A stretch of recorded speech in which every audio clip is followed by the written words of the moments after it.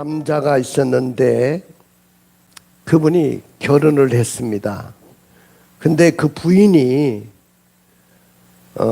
직장 생활을 그만두고 자기는 사업의 기질이 있으니까 조그만 사업을 시작하겠다고 막 주장하고 나옵니다. 처음에는 당신이 경험도 없는데 사업을 하면 망할 수도 있으니까 내가 돈을 많이 벌 테니까 그 사업 안 하는 것이 좋겠다고 만류를 했습니다. 근데 그 부인이 계속 의욕을 가지고 사업을 시작해야겠다고 막 하니까 그러면 해보라고 허락을 했어요. 근데 보기 좋게 결국은 빚을 많이 지고 파탄을 하게 되고 실패를 하게 됐습니다. 갑자기 부인이 사업이 넘어지니까 집이 빚더미 위에 올라서게 됐어요. 그러니까 부인이 그렇게 원망스러운 거예요. 내가 그렇게 하지 말라고 그렇게 만류를 했는데 왜 내 말을 안 들었느냐는 거예요. 그래서 부인을 원망하고 막 그렇게 되니까 이 부부 싸움이 잦아지고 다툼이 생기기 시작했습니다. 결국 가정생활도 파탄에 이르게 됐습니다. 그리고 나중에 세월이 흐른 후에 다시 조용히 생각해 보니까 그 원망함으로 인해서 그 가정은 두 번째 실패를 하게 되었다는 거죠. 한 번은 내가 사업에 실패했고 한 번은 가정까지도 실패하게 됐구나. 내가 아무리 힘들고 어려운 일이 있었어도 우리 두 부부가 손을 잡고 감사를 했다면, 원망보다도 감사를 했다면 이렇게 파탄에 이르지는 않았을 건데 그런 생각이 들었다는 거예요. 성경에 보니까 이렇게 말씀하셨습니다. 베드로 선생님은 서로 대접하기를 원망 없이 하고 각각 은사를 받은 대로 하나님의 각양 은혜를 맡은 선한 청지기 같이 서로 봉사해라. 그리고 사도 바울은 빌립보서 2장 14절부터 16절에서 이렇게 말씀했습니다. 모든 일을 원망과 시비 없이 하라. 이는 너희가 흠이 없고 순전하여 어그러지고 거스리는 가운데 하나님의 흔없는 잔으로 세상에서 그들 가운데 빛들로 나타내며, 그렇게 말씀했습니다. 오늘은요, 상반기, 그러니까 1월 달부터 금년을 시작해서 2025년 금년을 시작해서 딱 6월 달까지의 우리의 삶을 되돌아보고 그 상반기 동안 많은 일들이 일어났고 나의 사업에도 나의 가정에도 내 개인 형편 가운데도 많은 사건과 사고와 또 상황들이 벌어졌습니다. 그런데 되돌아보면 우리는 감사할 일들이 더 많은 거예요. 물론 여러 가지로 힘들고 어려운 일을 만난 분도 있을 것입니다. 또 여러 가지 문제 앞에 지금도 허덕이고 있는 분도 있을 거예요. 그러나 그런 분들은 우리 가정에 감사의 조건을 주실 줄로 믿고 감사해야 되고, 또 지난날에 너무 감사했다면 이 불경기 속에서도 모든 사람들이 정말로 IMF보다도 더 힘들고 어려운 상황이라고 하는데 우리나라가 정말로 어려운 상황 속에 있잖아요. 그런데도 하나님이 나의 기업을 지켜주고 그래서 나에게 또 일할 직장을 주셨고 지금까지 그래도 건강하게 지켜주셨다면 원망할 일보다도 감사할 일들이 있기 때문에 우리는 오늘 헤아려서 여러분들이 감사할 수 있기를 원합니다. 할렐루야. 저도 가만히 생각해 보면 정말로 어렵고 힘들 때인데 하나님이 저의 기도를 들어주신 것들이 많아요. 여러분들 그 많은 것 중에 정말로 하나님이 지금까지 건강하게 지켜주신 것이 너무 감사하고요. 제가 구청에서 텃밭을 그 주말 농장이라고 합니까? 텃밭을 줘요. 분양을 우리 권사님 박강순 권사님이 하나 받으시고 또 제가 하나 받아서, 권사님이 농사를 지을 수가 없으니까 제가 두 주말 농장을 분양받아서 농사를 짓고 있어요. 근데 여러분들, 저는 농사를 지면서 농부들의 수고가 너무 감사하구나. 그 다음에 하나님이 정말로 도와주셔야 이 농사가 되는 거구나. 제가 매일 갑니다. 매일. 근데 너무 뜨거우니까 낮에는 못 가니까 새벽 기도 끝나고 가거든요. 새벽 기도 갔다 오면, 왜냐, 매일 물을 줘야 돼요. 물 안 주면 다 타서 죽잖아. 매일 가서 물을 줍니다. 그 다음에 매일 가는데도 잡초가 이만큼 올라오니까 잡초도 뽑아줘야 되고, 그 다음에 얘들도 영양을 먹고 살기 때문에 거름도 주고 칼슘도 뿌려주고 병충해에 그 방지하는 것도 또 주고, 돈도 많이 들어가요. 그런데 아무리 인간이 이렇게 수고하고 노력을 하지만은, 제가 농사를 지면서 깨달은 것이, 하나님이 거의 99%는 하나님이 져주시는 것 같고, 내 수고는 그렇게 노력하고 그러지만은 1%밖에 안 되는 것 같아요. 그래서 어떤 목사님이 그 이야기를 하더라고요. 농사를 져보면 너무 배울 것이 많다. 그래서 저도 농사를 져보니까 너무너무 배울 것이 많습니다. 사랑하는 성도 여러분, 우리는 이 시대에 보리 농사를 짓지 않아요. 근데 오늘은 맥주 감사절이라고 했습니다. 이건 성경에 보면 출애굽기 23장 16절에 보면은 맥주절을 지키라. 이는 내가 수고하여 밭에 뿌린 것에 첫 열매를 거둠이니라.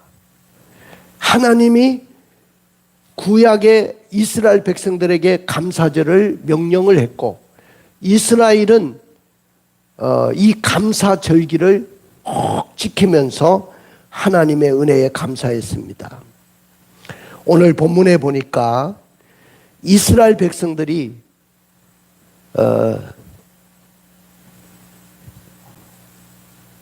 출애굽을 해가지고 광야에 나왔는데, 저도 그 애굽에서, 이집트죠, 오늘날 이집트라는 나라에서 버스를 타고 출발을 했는데 거의 한 8시간 만에 그 가나안 땅 입구까지 다 다다랐어요.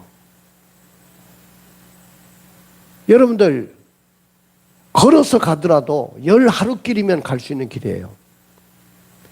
그런데 가데스 바나 사건 때문에 38년 동안 그 광야를 방황하면서 헤매고 돌아다녔습니다.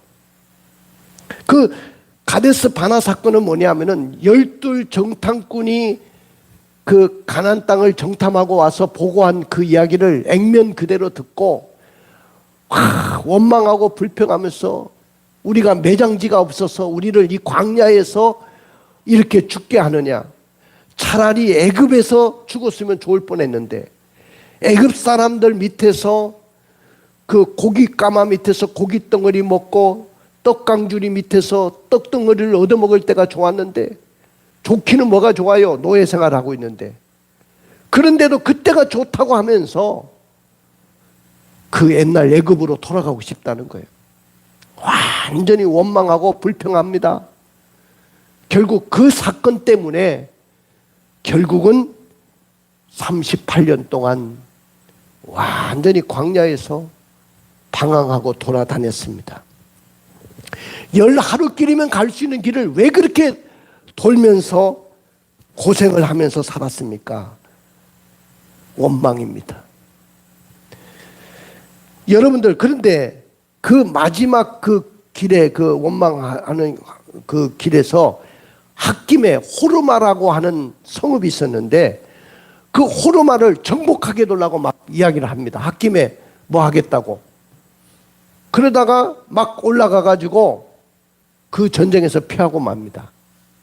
근데 이번에 이제 38년이 지나 가지고 다시 그 땅에 와 가지고 호르마를 점령을 하게 돼요. 그러니까 얼마나 그들이 사기가 났겠어요. 사기가 생겼을까요? 얼마나 막 승리에 도취되어 있었을까요? 그 전에 실패했던 그 호르마 성읍을 그들은 점령할 수 있었던 거죠. 사랑하는 성도 여러분, 이미 그들은 가나안 땅 거의 깊숙이 들어와 있었습니다. 앞으로 반나절만 가면 가나안 땅에 그 아름다운 도시인 헤브론이, 반나절만 가면 헤브론이 도달할 수 있는 곳에 와 있었어요. 그리고 그들은 전쟁에서 호르마라는 성읍을 점령했기 때문에 굉장히 사기가 충전되어 있었고 흥분되어 있었습니다. 그런데 하나님이 오늘 그들을 다시 되돌아가게 하십니다. 근데 사실 되돌아가게 하신 사건 전에 무슨 일이 있었냐 하면은, 제가 그 요르단 땅을, 그 출애굽 과정을 쫙 다 봐야 되니까, 공부를 해야 되니까 요르단 땅을 쭉 통해 가지고 그들이 이제 가나안 땅에 들어갔거든요. 여리고로 들어갔잖아요. 그 땅을 쭉, 요르단 땅에 가면 제일 큰 대로가 있어요. 지금도 그 큰 대로가 있는데, 왕의 대로라는 옛날 왕들이 다녔던 큰 길이 있습니다. 근데 그 길로 가고 싶었어요. 근데 그 길로 가려고 하면 반드시 에돔 족속의 땅을 거쳐 가야 돼요. 그럼 에돔 족속은 누구냐면은 자기의 형제 나라잖아요. 에서의 후예들입니다. 이스라엘은 야곱의 후예들이고 에돔은 에서의 후예들이단 말이에요. 쌍둥이 형제들이잖아요. 근데 이 에서의 후예들인 에돔이 길을 내주지 않는 거예요. 니네들 이곳으로 들어오면 당장에 내가 너희들을 칠 수도 있다. 여기 오지 마라. 그래서 이스라엘이 전쟁도 할 수 있지만은 형제 국가하고 전쟁할 수가 없으니까 되돌아갑니다. 하나님이 완전히 힘들고 어려운 길로 인도하는데 다시 아라바 광야길로 인도합니다. 이 아라바 광야길은 해수면보다 훨씬 낮았어요. 그러니까 습도가 얼마나 대단하겠습니까? 여러분들 지금같이 더운 이런 날씨에 한번, 어저께도 보니까 바깥에 나갈 수가 없어요. 한 40도 되니까 얼마나 뜨거워서 나갈 수가 없습니다. 그런데 해수면보다 훨씬 낮은 그 아라바 강약길, 그리고 습도가 얼마나 있고 얼마나 뜨거운지 몰라요. 만약에 구름 기둥이 없었다면 다 탈진해서 죽었을 겁니다. 구름 기둥과 불 기둥으로 인도하고 만나와 메추라기, 그 모든 것들을 그들에게 제공해 줬는데도 불구하고 50도가 넘고 황사바람이 불고 눈에는 막 먼지바람이 불고 막 습도가 엄청나게 막 있으니까 짜증이 나고 막 화가 나고, 그래서 이 아라바 강약길에서 원망이 절로 나왔습니다. 그래가지고 막 원망하니까 하나님이 불뱀을 내가지고 그들을 다 물게 합니다. 이런 광야길에 불뱀은요 독성이 있어가지고 한번 물리면 다 죽어요. 그러니까 사람들이 막 또 다 죽어 나자빠지는 거야. 그런 상황에서 하나님이 놋뱀을 만들어서 쳐다보게 하라고 해가지고 놋뱀을 만들어서 그들을 또 쳐다보는 자는 구원하고 살리는 사건이 오늘 기록이 됐습니다. 여러분들 이스라엘 백성들이 거의 가나안 땅에 도착했는데 왜 이스라엘 백성들이 감사하지는 않고 왜 원망만 했을까요? 나는 그것이 이해가 안 됩니다. 또 지금 우리 시대가 사실 어려운 것은 맞아요. 대통령도 어렵고 모든 지금 상황들이 모든 것이 새로운 정부가 들어섰지만은 아무것도 준비되지 못한 상태에서 갑자기 대통령의 자리에 오르고 이제 국무총리 세우고 이제 장관들 세웠기 때문에 더군다나 수습도 되기 전에 저 미국으로부터 관세 폭탄이 우리에게 날아왔죠. 청구서가 날아왔어요. 얼마나 어렵습니까? 오늘 살아가는 여러분들이 얼마나 어렵습니까? 진짜 원망이 나오는 거예요. 여러분들은 우리 지금 나이 드신 분들은 힘들고 어려운 가정을 다 이겨 지금까지 오셨기 때문에 맷집이 생겨서 조금이라도 어려움이 있어도 이겨나갈 수 있어요. 근데 이 젊은 아이들은 이기지 못합니다. 당장에 지금 이 좋은 환경을 어려운 환경으로 바꿔놓으면 아마 우리 젊은 아이들은 난리가 날 거예요. 그 정부에서도 신경 써야 돼, 이 젊은 아이들한테. 그리고 젊은 아이들은 공정과 정의 이것이 안 되면 이해를 못하는 세대입니다. 내가 노예에서도 보면은 제일 어른인데 젊은 목사들이 갑자기 와가지고 막 이렇고 저렇고 이야기를 해요. 말도 안 되는 이야기를 합니다. 근데 걔들이 이야기하는 것은, 걔들이라고 해서 죄송합니다. 그 젊은 목사님들이 이야기하는 것은 다 정의로운 이야기고 공정한 이야기예요. 그걸 무시하면 안 돼요. 이 젊은 분들이라도 그걸 귀담아 들어야 되겠더라고요. 근데 요새는 전대로 젊은 사람들은 돌려가게 하지 않습니다. 그냥 바로 이야기합니다. 목사님, 이거는 잘못된 거 아닙니까? 이렇게 하시면 안 되지 않습니까? 노예가 이렇게 운영되어 있어서는 안 되지 않습니까?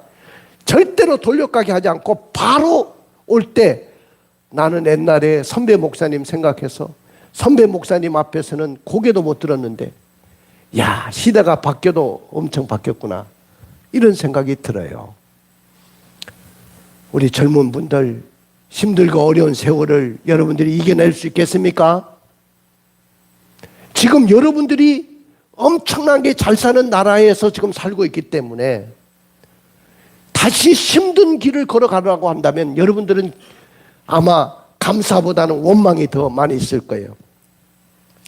오늘 저는요, 오늘 설교 제목을 이렇게 잡았어요. 핵심적인 것만 말씀드리는데 원망하지 말고 감사하자. 원망하지 말고 좀 감사 좀 합시다. 할렐루야. 여러분들이 정말로 화날 일이 많고 힘든 일이 있고 막 젊은 사람들이 그래. 나 오늘 빡쳤어. 빡쳤어 뭐니까 내 머리 꼭대기가 지금 화가 났어. 그 말이에요. 나이 드신 분들은 잘 몰라. 빡쳤다는 말을. 그리고 화가 나면 밥 먹다가도 숟가락 팍 때립니다.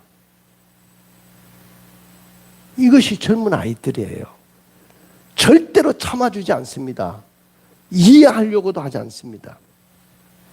그러나 오늘 이스라엘 백성들도 보니까 어렵고 힘들면 감사보다도 원망이 더 생겼어요. 그럼 왜 이스라엘 백성들이 힘들면 이렇게 원망했을까요? 다 온 길을 홍해길로 돌아가라고 했기 때문에 그래요. 아까도 이야기했잖아요. 반나절만 가면 가나안 땅, 젖과 꿀이 흐르는 그 기대하고 고대하고 그 가나안 땅 때문에 40년 동안 방황했는데 또다시 반나절만 가면 되는데 또다시 2년을 되돌아가라고 하니 얼마나 힘들고 어렵겠습니까? 우회해서 가라고 하니까 얼마나 힘들겠어요. 우리 4절부터 5절 읽어볼까요? 백성이 호르산에서 출발하여 홍해길을 따라 에돔 땅을 우회하려 하였다가 길로 말미암아 백성의 마음이 상하니라. 백성이 하나님과 모세를 향하여 원망하되 어찌하여 우리를 애굽에서 인도해 내어 이 광야에서 죽게 하는가? 이곳에는 먹을 것도 없고 물도 없도다. 우리 마음이 이 하찮은 음식을 싫어하노라매. 항상 이스라엘 백성들은 힘들고 어려우면 나오는 네파 스토리가 있어요. 네파 스토리. 그게 뭐냐 하면은 우리를 왜 이 광야에서 죽게 하느냐? 애굽에 매장지가 없어서 우리를 이 광야에서 죽게 하느냐?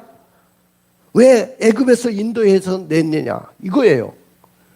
아니 애굽에서 그들이 힘들고 어려워서 노예 생활하고 바로의 학정에서 고통당하고 울부짖으니까 하나님이 모세라는 지도자를 준비해가지고 이끌어냈는데 왜 우리를 애굽에서 인도했느냐? 그리고 왜 이 광야에서 죽게 하느냐? 이것이 그들의 원망의 네파 스토리예요. 그래가지고 이곳에는 먹을 것도 없고 사실 광야에는 먹을 거 하나도 없어요. 뭐 거기 뭐 슈퍼마켓이 있습니까? 뭐 백화점이 있습니까? 뭐 거기서 뭘 생산할 수 있습니까? 거기에 농작물이 있습니까? 아무것도 없어요. 황량한 벌판이고요. 아무것도 생산할 수 없는 곳입니다. 물도 없습니다.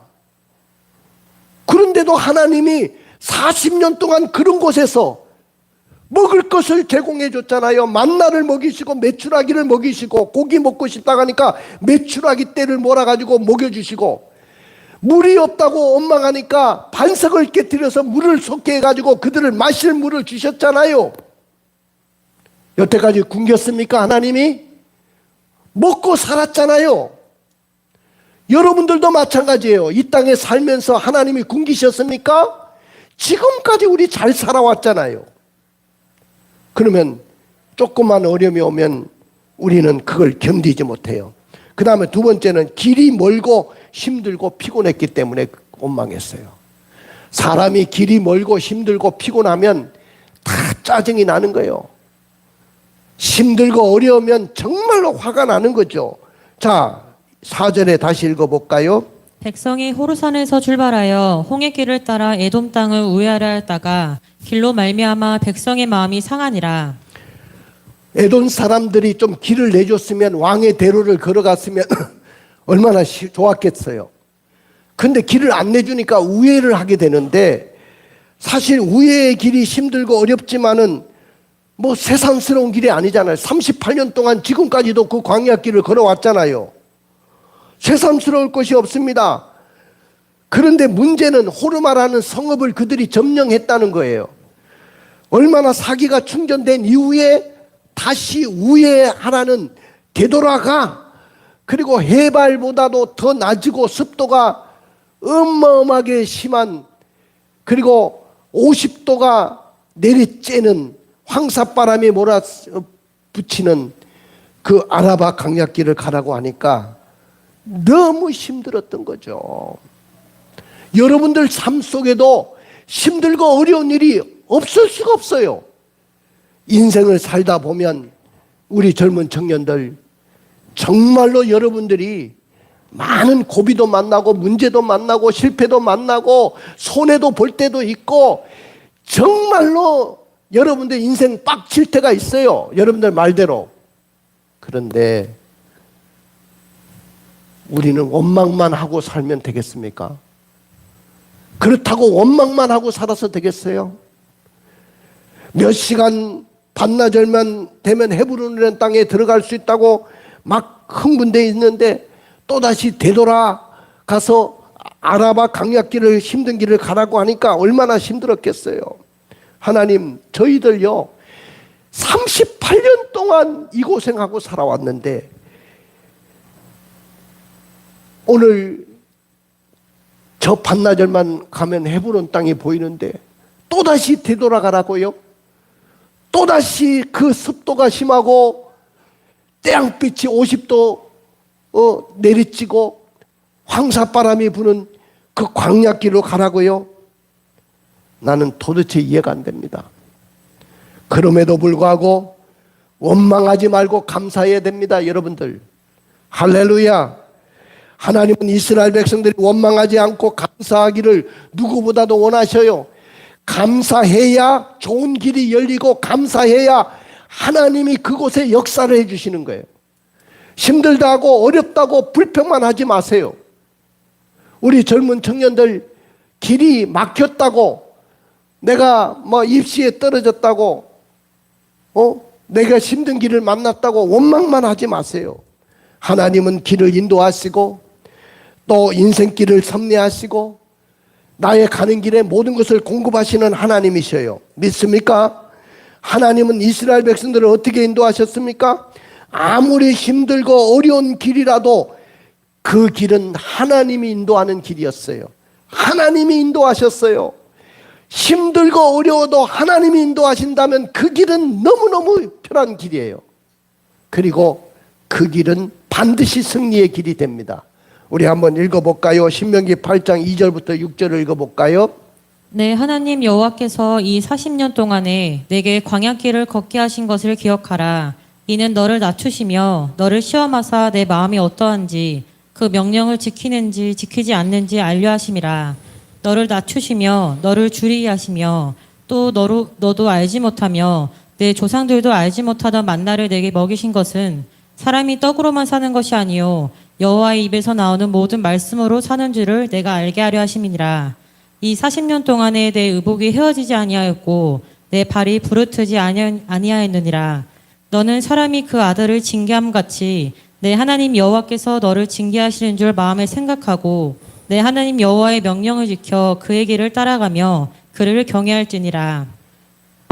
하나님이 광야 길로 인도하신 것은 너를 낮추시고 시험해서 내 마음이 어떤 마음을 갖고 있는지 명령을 지키는지 안 지키는지를 알려 하심이라고 했어요. 또 40년 동안 만나와 메추라기를 먹여주신 그 하나님은 사람이 떡으로만 사는 것이 아니고 하나님의 입으로 나오는 모든 말씀으로 산다는 것을 가르쳐주고 싶었어요. 또 40년 동안 옷이 헤어지지 않고 발이 부러뜨지 않게 인도하셨는데 하나님은요 정말로 내가 사랑하는 자녀를 징계한 같이 아버지도 내가 잘못했을 때는 징계하시는구나. 이거를 알아보고 싶으셔서 고난을 주셨다고 했습니다. 아무리 왕의 대로가 우리 앞에 있을지라도 그 길이 나홀로 간다면 얼마나 위험하겠습니까? 아무리 힘들고 어려운 거친 아라바 강약길일지라도 하나님이 내 손을 잡고 가신다고 한다면 내 인생길에서 하나님이 나를 손잡고 가신다고 한다면 얼마나 감사하겠어요.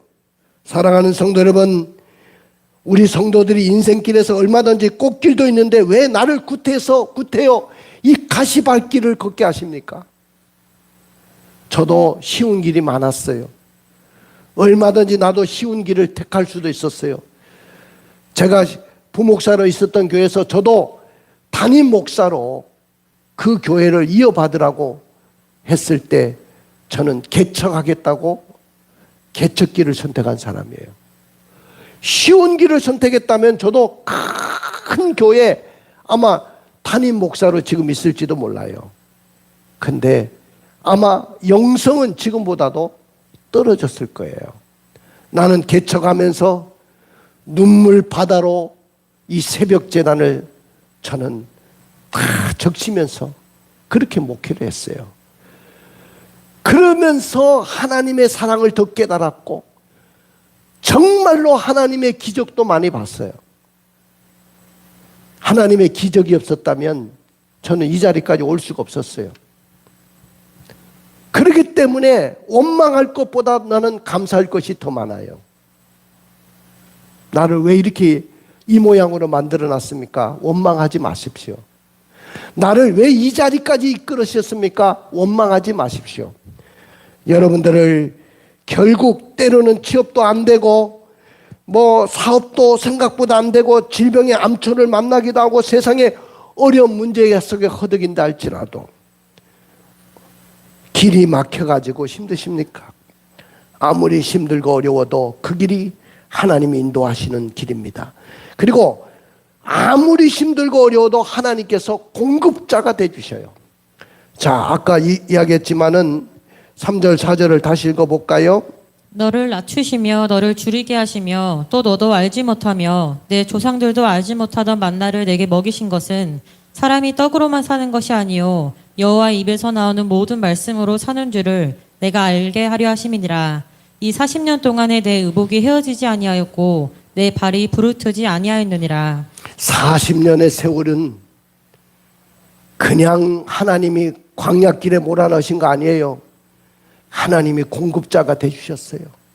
물이 없다고 했을 때 물을 주셨고, 먹을 것이 없다고 했을 때 하늘에서 만나를 매일같이 내려주셨고, 비처럼 내려주셨고, 굶어 죽지 않았어요.